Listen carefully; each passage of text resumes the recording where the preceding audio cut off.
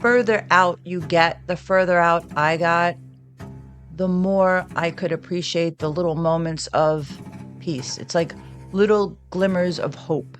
And then those little glimmers turn into hours, and then days, and then weeks. And now I'm getting months.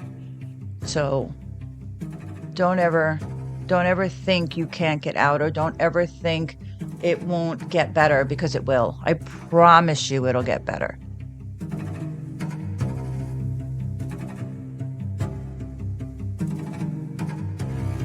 How does doing inner child work help you? I mean, obviously you understand it. Why? Right? Because you were groomed for this, pretty much. We all were. Mm-hmm. But what do you do? Like, what kind of inner child work do you do to maybe start having the memories? What if they're bad memories, like you said, before you were 5? Is it important to go back and try to find them? It's not, as what I've learned from my experience and even talking to therapists and stuff, it's not as important to find out the exact information that the left brain is so like hungry to know. We want to know exactly what happened and where and who and how.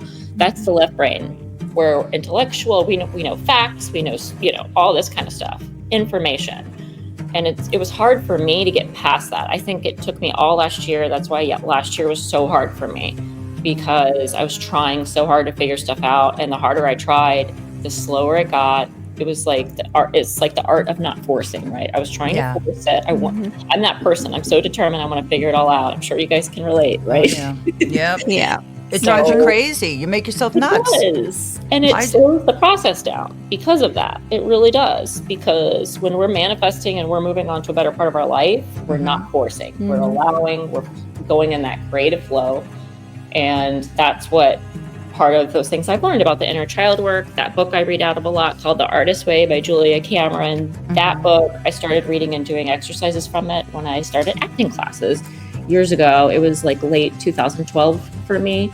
And if I hadn't started then, good Lord, where I would be now. Because I remember my son was 2.5 years old. I'll never forget. And I was like, if I'm going to be the mom I need to be, the person I need to be, I need to do something for myself now. So I took myself out of, the house and the marriage and everything that was going wrong. And I put myself in acting classes. And that's where I learned about the book and about like breathing exercises and learning how to use my imagination again and connect with the scene partner and tell these stories through the acting scenes and actually get to play with those emotions, whether it was totally devastating, sad, depressing scenes or like super silly, like comedy sketches.